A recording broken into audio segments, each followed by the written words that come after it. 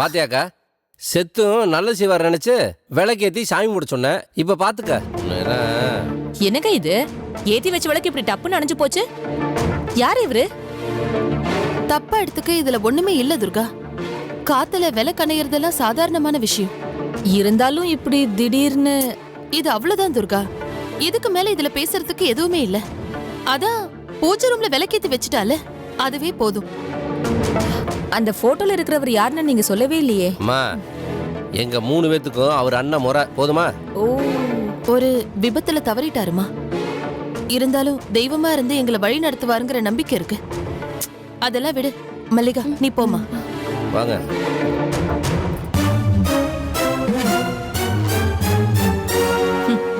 Thank you. Raji, time waste பண்ணாத. சாந்தி முகூர்த்தத்துக்கு ஏற்பாடு பண்ணணும், கடைக்கு போகணும், நிறைய திங்ஸ் வாங்கணும்ல. நமக்கு 1008 வேலை இருக்கு. சீக்கிரம் போலாம், வா ராஜி.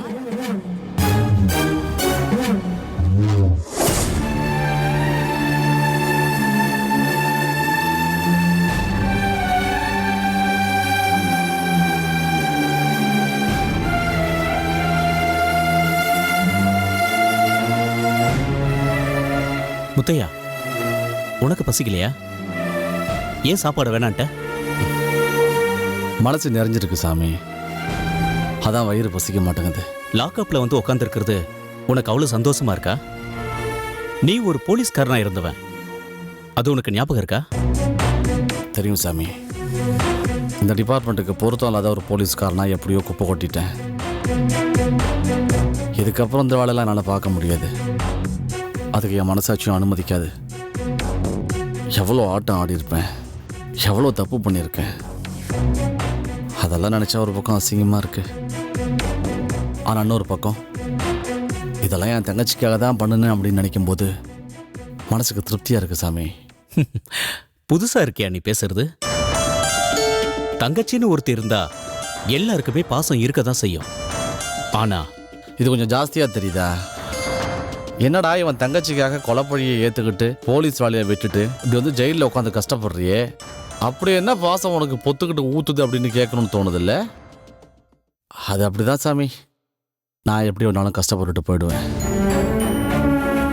ஜெயிலுக்கு போனதுக்கப்புறம் அங்கே அடிப்பாங்களா, உதைப்பாங்களா, சித்திரவதை பண்ணுவாங்களா, இல்லை கல் உடைக்க சொல்லி டார்ச்சர் பண்ணுவாங்களா, எனக்கு எதுவுமே தெரியாது. ஆனால் எது சொன்னாலும் சந்தோஷமாக பண்ணிட்டு போயிடுவேன்.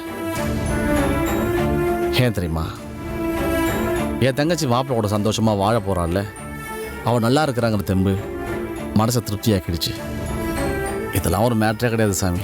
அது சரி, அதுக்காக சோறு திங்காம இருக்க போறியா? நீ எத்தனை நாளைக்கு இப்படி இருக்க முடியும்? எனக்கு சாப்பிட பிடிக்கல, வேணான்னு சொல்கிறேன். நாளைக்கு பசிச்சா சாப்பிடுன்னு தோணுச்சுன்னா சாப்பிடுவேன். உனக்கு ஒரு விஷயம் தெரியுமா? இப்போ எனக்கு சாகிற நிலைமை வந்தால் கூட ஐயோ சாக போகிற மாதிரிலாம் நான் பயப்பட மாட்டேன். சந்தோஷமாக போய் சேர்ந்துருவேன். மனசுக்குள்ளே ஒரு திருப்தி வந்துருச்சுன்னா இதெல்லாம் சாதாரண மேட்டர் சாமி. உண்மையிலேயே உன்னை நினைச்சா எனக்கு ரொம்ப பிரமிப்பா இருக்கு முத்தையா. நான் கேட்கிறேன்னு நீ தப்பா நினைச்சுக்காத. நீ தண்டனை வாங்கிக்கிட்டு ஜெயிலுக்கு போக போறவன். தப்பி தவறி நீ இல்லாத நேரத்துல உன் தங்கச்சிக்கு பழைய பிரச்சனை ஏதோ ஒன்று திரும்ப வருது, இல்ல புதுசா ஏதாவது ஒரு பிரச்சனை வருது, மாட்டிக்கிறா, இல்ல கஷ்டப்படுறான்னு ஒரு சூழ்நிலை வந்தா நீ என்ன பண்ணுவ? எப்படி இருந்தாலும் கொலைகேசுங்கிறதுனால ஒரு 6-7 வருஷம் தண்டனையாவது உனக்கு கிடைக்கும். அப்படிப்பட்ட ஒரு சூழ்நிலையில அந்த மாதிரி சூழ்நிலைலாம் தங்கச்சிக்கு வராது சாமி, வரவும் கூடாது. அப்படி ஒரு வேளை வந்துச்சுன்னு வையேன், நான் ஜெயிலில் இருக்க மாட்டேன். என்னையா சொல்ற? தப்பிச்சு போயிடுவேன். நான் விளையாட்டுக்கு சொல்லலை சாமி, சீரியஸாக தான் சொல்கிறேன். தங்கச்சிக்கு ஒரு பிரச்சனை வந்தா இங்கேருந்து தப்பிச்சு போயிடுவேன். அது எவ்வளோ பெரிய பிரச்சனையாக இருந்தாலும் சரி, அதை தீர்த்து வச்சுட்டு மறுபடியும் போலீஸில் சரண்டர் ஆகிடுவேன். இவ்வளோ தூரம் யோசிச்சவன் அதை யோசிக்க மாட்டேனா? சாப்பிட்டு படுங்க சாமி.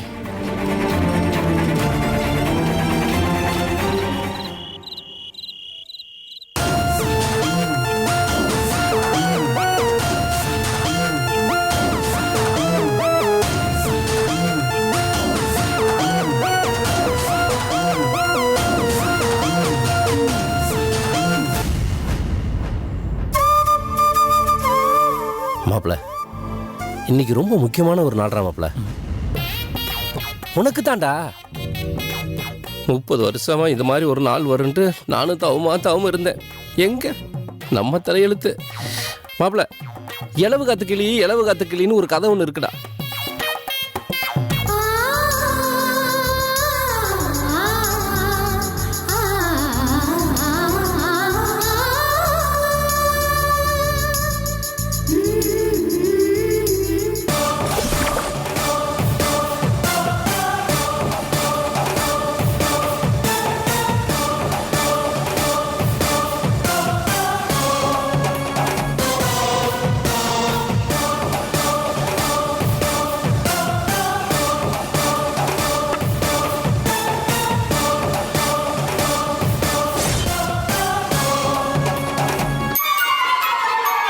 அந்த இளவு காத்து கிளி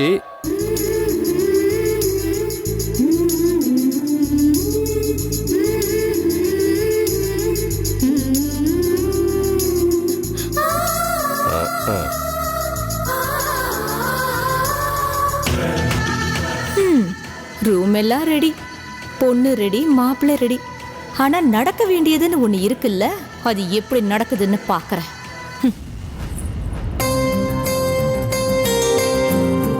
டேய், ஏன்டா எதுக்கிட்ட அவசரப்படுற? ஏம்மா இருமா, அவன் தான் முன்னாடி போகணும். முன்னாடி போய் தொலையான்ட்டான். போ, எல்லாத்தையும் நானே சொல்லணும்.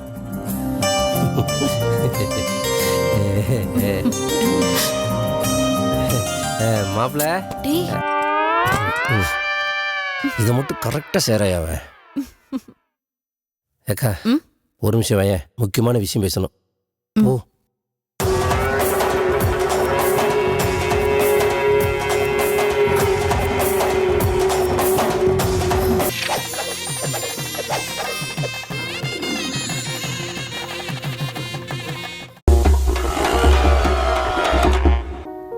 உலகமெங்கும் கொண்டாட்டம்னா ஒரு விஷயம் கண்டிப்பாக இருக்கும், அதான் சோறு. ஸோ மெட்ராஸ்லேருந்து சென்னை வரைக்கும் நம்ம கூடவே இருக்கிற ஸ்ட்ரீட் ஃபுட்ஸ் எல்லாத்தையும் கொண்டாட தான் இந்த வீடியோ. 1951 அண்ணா சாலையில் ஆரம்பிக்கப்பட்ட கடை தான் புகாரி. புகாரி கடையை பொறுத்த வரைக்கும் இங்கே ரொம்ப ஃபேமஸ் வந்து சிக்கன் 65. அதாவது இந்த சிக்கன் 65 கண்டுபிடிச்சவங்களே வந்து புகாரி ஹோட்டல் தான். அண்ட் இதனால தான் வந்துட்டு நேஷனல் ஜியோகிராஃபிக் சேனலில் டாப் 10 ஃபுட் சிட்டிஸ் இந்த வேர்ல்டில் சென்னை செகண்ட் ரேங்கில் இருக்குது.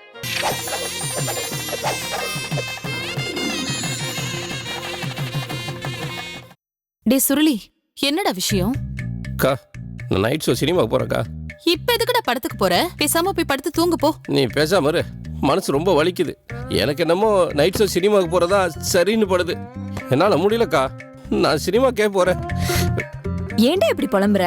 எது புலம்புறான்? அப்ப அவனுக்கு அவ்வளவு 1008 கஷ்ட நஷ்டம்லாம் இருக்குது. அதெல்லாம் உங்கள்ட்ட சொல்லிட்டு இருக்க முடியாது. நான் சினிமா போறேன், என்ன விடுங்க. ஹே பிரியா, சுருளி ஏன் இப்படி புலம்புறான் தெரியுமா? அவனுக்கு கல்யாண ஆசை வந்துருச்சுன்னு நினைக்கிறேன். உங்களோட எல்லாம் எனக்கு அக்காவா படைச்சான் பார்த்தையா? அவனை சொல்லணும். போயிட்டு வர்றேன். துர்கா, நீ இன்னும் தூங்கலையா? வேணும்னா ஏ ரூம்ல வந்து படுத்துக்கோயே. எனக்கு ஒன்றும் பிரச்சனை இல்லை. நான் இதோ இங்கேயே சோஃபால படுத்துக்கிறேன். வேணாமா? ஏ ரூம்ல வந்து படுத்துக்கோயே. வேணாங்க, எனக்கு இதுவே கம்ஃபர்டபுளா இருக்கு. நான் இதுலயே படுத்துக்கிறேன். போதும். உனக்கு ஒன்றும் பிரச்சனை இல்லைன்னா ஓகே. எனக்கு ஒரு பிரச்சனையும் இல்லை. ஓகேம்மா. சரி Durga, good night. Good night.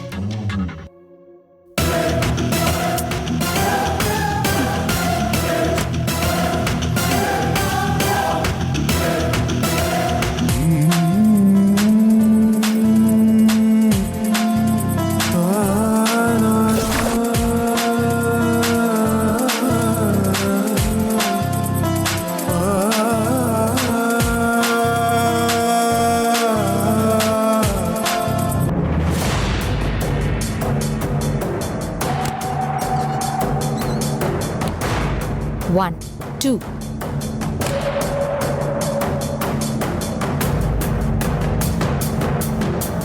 3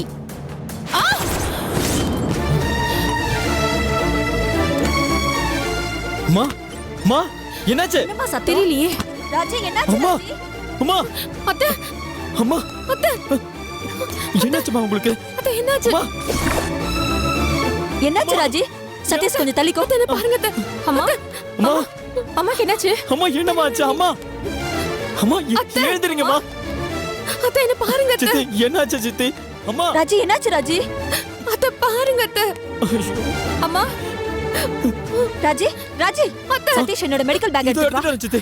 Raji ஐயோ என்னாச்சு? ராஜி இங்க பாரு.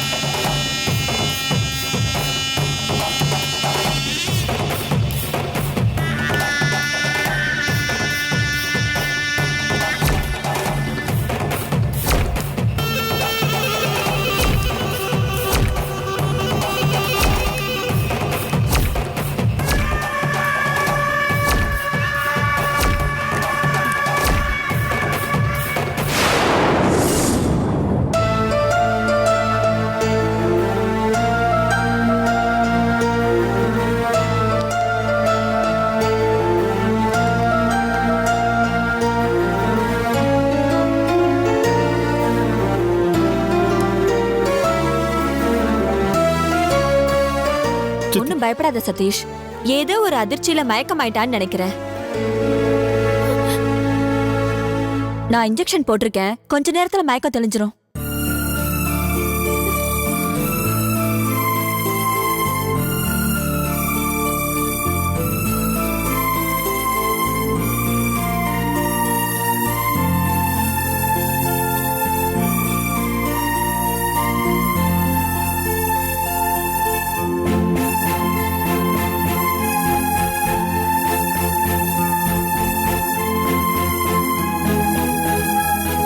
மாப்ள என்னடா நின்னுட்டு இருக்கீங்க?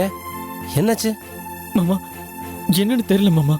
அம்மா மயக்கம் போட்டு விழுந்துட்டாங்க. என்னது அக்கா அக்கா டேய் ஒண்ணு பதறாதடா. அக்கா என்ன கணிய ராஜி அக்கா மயக்கம் போட்டுருக்கா எனக்கு ஃபோன் பண்ணி தகவல் சொன்னீங்கன்னா உடனே வந்திருப்பேன்ல. நீ வந்து என்ன பண்ண போற? அதான் டாக்டர் நான் இங்க இருக்கேன்ல. அக்கா நீ இருக்கிற இருந்தாலும் ஒரு நல்ல ஹாஸ்பிடல் அட்மிட் பண்ணி வைத்தியம் பார்க்கலாம்ல. மாப்ள வாடா அக்கா கூட்டு போலாம். மாமா வேண்டாம் மாமா. சித்தி இன்ஜெக்ஷன் போட்டிருக்காங்க.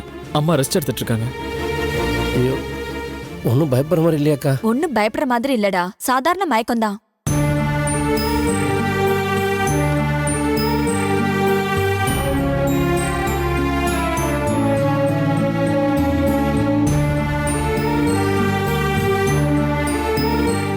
மாப்ள ஆக மொத்தம் நீ சிவராத்திரியா?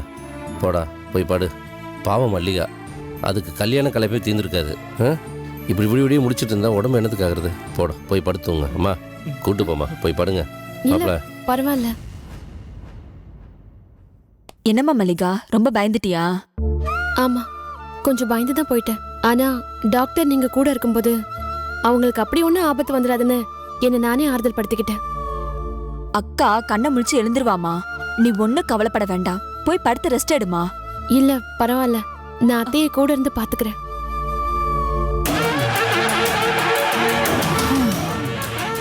நான் நினைச்ச வேலைய கச்சிதமா முடிச்சிட்டேன்.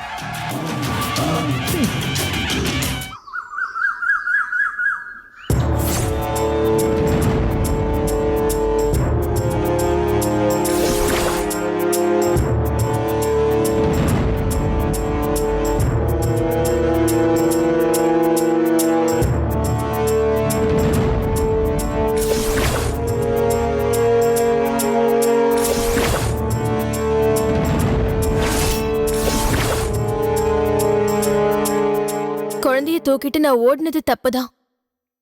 போலீஸ் என்ன தேடினதும் எனக்கு நல்லாவே தெரியும்.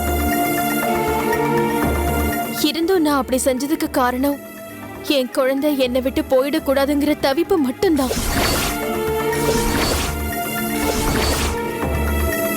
நான் ஓடினதுக்கு என்ன தண்டனை கொடுக்குறீங்களோ அதை நான் அனுபவிக்கவும் தயாரா இருக்கேன்.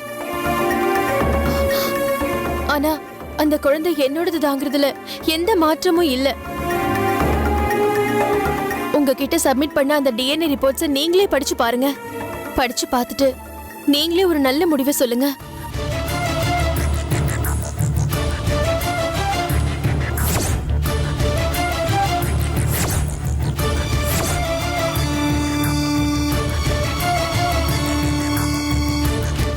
மெடிக்கல் ரிப்போர்ட்ஸ் பிரகாரம் குழந்தை சுப்புக்கு தான் பிறந்ததுங்கிறதுல எந்த சந்தேகமும் இல்லை.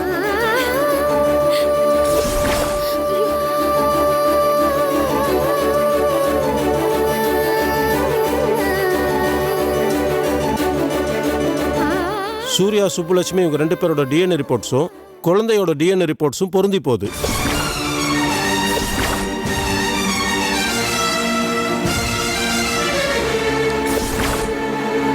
அதனால அது சுப்புலட்சுமியோட குழந்தை தான். இதுல எந்த சந்தேகமும் இல்லை.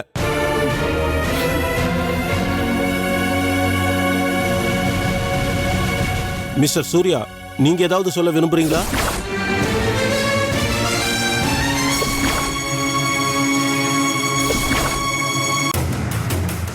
இந்த வழக்கில் குழந்தை யாருடையது என்பது இதுவரை கேள்விக்குறியாகவே இருந்திருக்கிறது.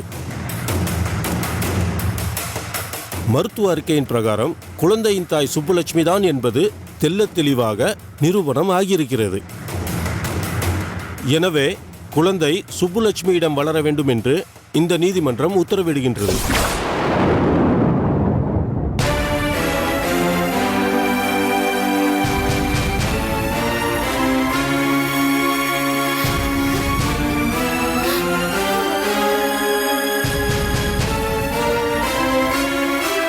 இந்த குழந்தையின் தந்தை சூர்யா மற்றும் அவரது குடும்பத்தினர் குழந்தையை பார்க்க விரும்பினால் வாரம் 2 முறை சுப்புலட்சுமியின் வீட்டிற்கு சென்று குழந்தையை பார்த்து வரலாம் என்பதில் எந்த பிழையும் இல்லை.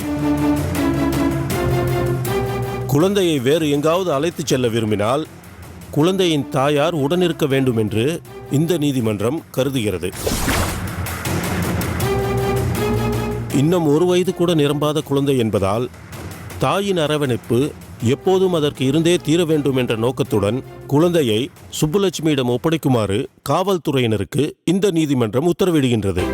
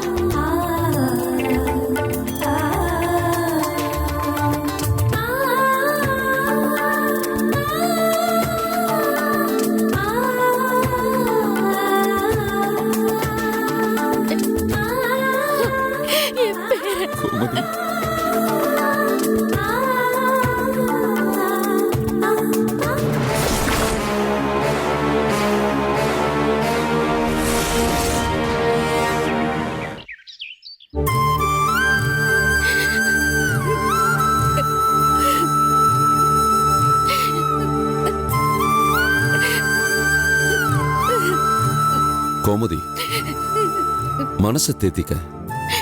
இதை தவிர வேற என்ன சொல்ல முடியும்? குழந்தை சுப்புக்கு தான் உரிமைன்னு கோர்ட்ல தீர்ப்பாயிடுச்சு. கிட்டத்தட்ட இந்த மாதிரி தான் தீர்ப்பு வரும்னு எல்லாருக்குமே தெரிஞ்ச விஷயம் தானே.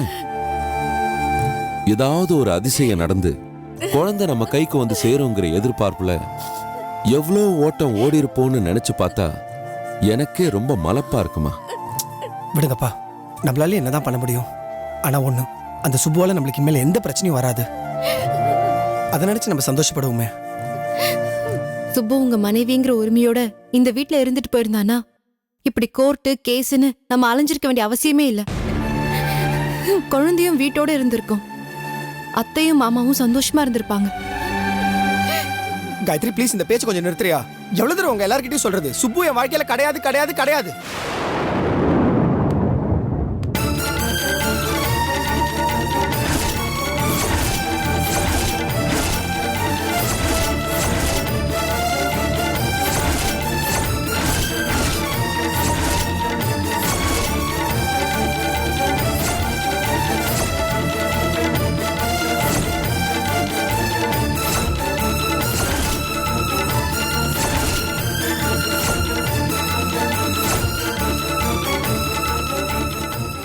தர்மதுரையோட சாங்ஸ் ட்ரெய்லர் பார்க்கறதுக்கும் சரி அண்ட் எனி ஃபியூச்சர் அப்டேட்ஸாக இருக்கட்டும் ட்ரெண்ட் மியூசிக்கை சப்ஸ்கிரைப் பண்ணுங்கள். கண்டிப்பா ட்ரெண்ட் மியூசிக்கை சப்ஸ்கிரைப் பண்ணுங்க. ட்ரெண்ட் மியூசிக்கை வந்து நீங்க சப்ஸ்கிரைப் பண்ணுங்க. ஆண்டிப்பட்டி கனவா காத்து ஆள் தூக்குதே, ஐத்த பொண்ணு என்ன தாக்குதே,